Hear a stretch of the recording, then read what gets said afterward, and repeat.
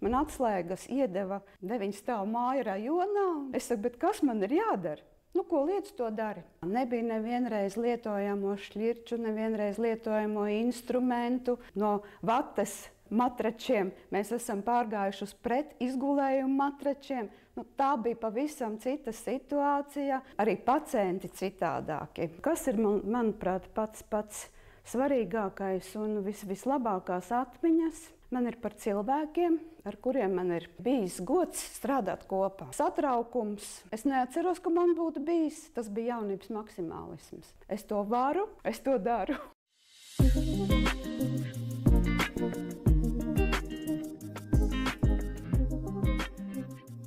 Mani sauc Lilita Grīnpauka. Es strādāju par vispārējās aprūpes māsu. Nu jau vairāk kā 47 gadus. Slimnīca ir mana vienīgā darba vieta. Es pabeidzu Rīgas 2. medicīnas skolu 1978. gadā. Mana specialitāte bija felčeris un mans nosūtījums bija uz Alūksni. Bija tieksme nevis sūtīt uz dzimto vietu, bet sūtīt kaut kur uz citu reģionu.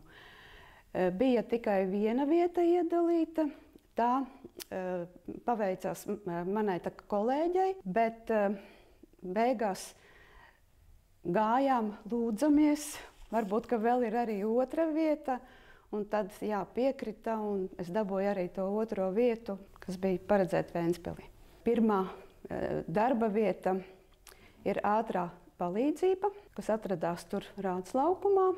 Pirmā darba diena man bija brauciens uz Rīgu.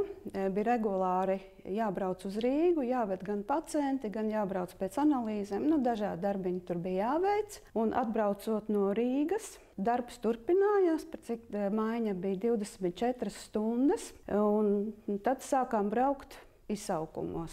Pirmais pacients bija jau krietni vēlu vakarā, bija ļoti tumšs, bija atrasts pacients, kurš bija piekauts. Tas bija mans pirmais pacients, mans ugunskristības. Pa tumsu sniegt palīdzību un pēc tam atgādāt šeit uz slimnīcu uz traumapunktu. Tajā laikā nebija ne vadītājs, ne komandas biedrs. Bija šoferis un felšeris, jo bija 4 felšeru brigādes un 1 ārstu brigāde. Tā kā mēs braucām 2 ar šoferi, viņš tur deva kaut kādas gaismas no mašīnas, un es tur ņēmos ar šo pacientu. Satraukums, es teiktu, es neatceros, ka man būtu bijis, tas bija jaunības maksimālisms. Es to varu, un es to daru. Kadreiz ātrā palīdzība skaitījās pie slimnīcas, arī poliklīnika skaitījās pie slimnīcas. Mēs bijām visi vienoti, zem viena jumta, var pateikt. Es ilgi ātrajā palīdzībā nenostrādāju, jo man tika piedāvāts iet kursos, bija jauna specialitāte, ārstnieciskās fizkultūras metodists. Un mani aizsūtīja apgūt šo specialitāti. Atgriežoties no kursiem, protams, es sāku strādāt visā slimnīcā kā ārstnieciskās fizkultūras speciālists. Nostrādāju es aptuveni 2 vai 3 gadus, jo man bija jāstaigā, kā jau es teicu, pa visu slimnīcu šis pakalpojums sniegt. Un mani uzrunāja neiroloģijas nodaļā, vai es negribu kļūt par virsmāsu tur. Es no sākuma domāju, kas es pa virsmāsu un tā, bet beigās man pierunāja.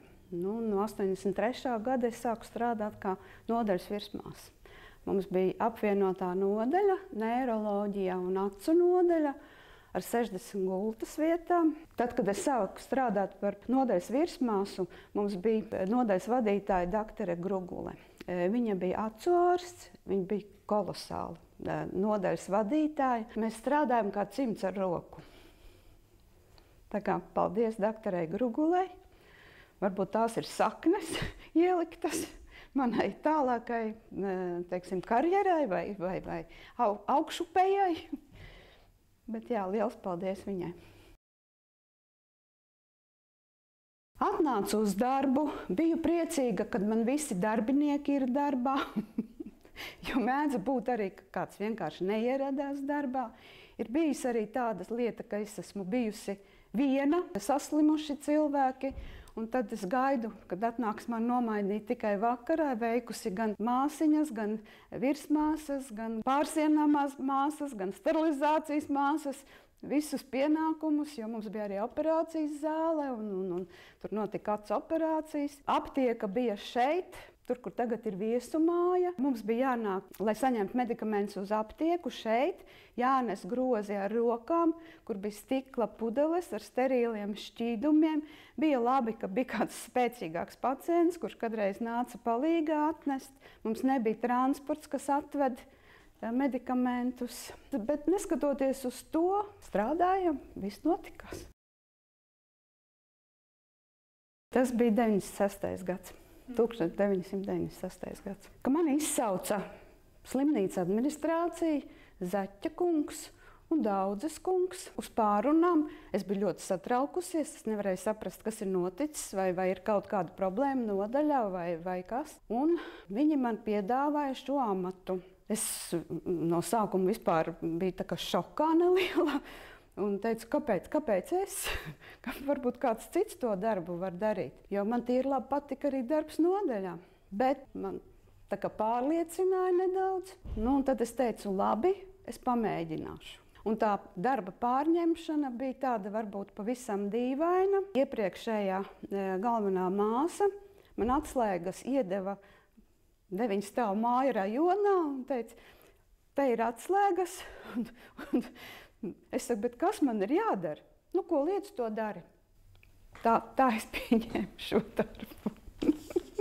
Kā galvenā māsa es nostrādāju 27 gadus, bet ņemot vērā to, ka es biju apsolījusi, ka es turpināšu strādāt neiroloģijas nodaļā, es to turpinu vēl šobrīd. Tā bija pavisam cita slimnīca. Slimnīca atradās šī brīža augstskolas ēkā. Mēs bijām 4. stāvā, un, kā jau es teicu, mums bija jauktā tipa nodaļa, bija 30 acu gultas pacientiem un 30 neiroloģiskiem pacientiem. Protams, tā kā viss tajā laikā nebija nevienreiz lietojamo šķirču, nevienreiz lietojamo instrumentu, no vates matračiem mēs esam pārgājuši uz pret izgulējumu matračiem. Nu, tā bija pavisam cita situācija, arī pacienti citādāki. Varbūt nebija tik daudz to insultu pacientu, es pat neatceros, ka viņu būtu bijis tik daudz, bet bija ļoti daudz ar muguras problēmām. Bija cilvēki, kuriem patika ārstēties slimnīcā, jo viņi bija vientuļi, attiecīgi vecumu sasnieguši, un viņiem patika ilgi atrasties slimnīcā, te viņi tika pabaroti, viņi tika ārstēti, viņi tika apčubināti, viņiem bija ar ko parunāt. Un reizēm bija tā, kad rakstās ārā, viņiem uzreiz, ka pasaka to, viņiem paliek sliktāk un viņi nemaz negrib iet mājās. Progress ir nenormāls salīdzinot ar to laiku, bet tāpat mēs to darbu darījām. Mēs bijām droši vien entuziasti šī darba un tā viss turpinājās. Ja. Vispār es gribēju kļūt par ārstu. Es gāju pat sagatavošanas kursos, bet tad, nezinu kāpēc, mana kolēģīte, ar ko mēs kopā arī gājām uz šiem kursiem, nobijās, un es arī nobijos.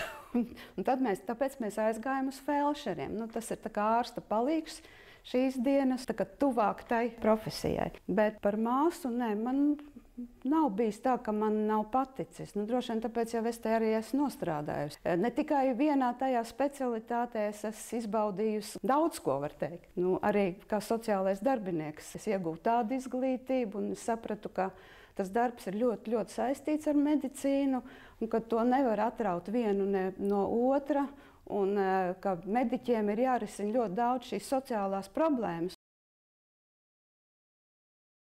Es domāju, ka uzvaras, jebkādas uzvaras, ja ir kaut kāds mērķis, uz ko tiekties, un ka tas mērķis ir sasniegts un viss ir izdevies, nu, tad tas ir gandarījums. Atmiņas ir ļoti daudz, bet kas ir, manuprāt, pats svarīgākais un vislabākās atmiņas man ir par cilvēkiem, ar kuriem man ir bijis gods strādāt kopā. Par viņu pašaizliedzību, par viņu atbalstu, par viņu izturību un pretīm nākšanu un uzklausīšanu. Jo kopā ir ļoti liels tāds spēks, kas palīdz dzīvot tālāk un to darbu veikt arvien labāk, labāk, labāk. Es domāju, ka jebkuram no mums izaicinājums bija Covid. Tas bija, manuprāt, vissmagākais laiks, kad bija jānodrošina darbs, bet nebija kam strādāt. Tas bija tiešām vissmagākais laiks, kad tev nebija ne sestdiena, ne svētdiena, ne svētku diena, tu visu laiku biji darbā. Tev varēja pazvanīt, nav kam strādāt, un tu atkal menedžē, runā, lūdz. Bet, kā jau es teicu, man ir kolosāls personāls, kolosāls kolektīvs, man nekad neatteica. Novēlējums slimnīcai turpināt augt un attīstīties un neaizmirst par savu galveno vērtību cilvēkiem. Pacientiem varbūt vairāk domāt par veselību pirms nonāk slimnīcā, pirms saskaras ar šo slimību. Pievērst vairāk uzmanību gan varbūt ēdienam, gan varbūt arī kustībām, dzīvesveidam, un tad jau viss būs labi.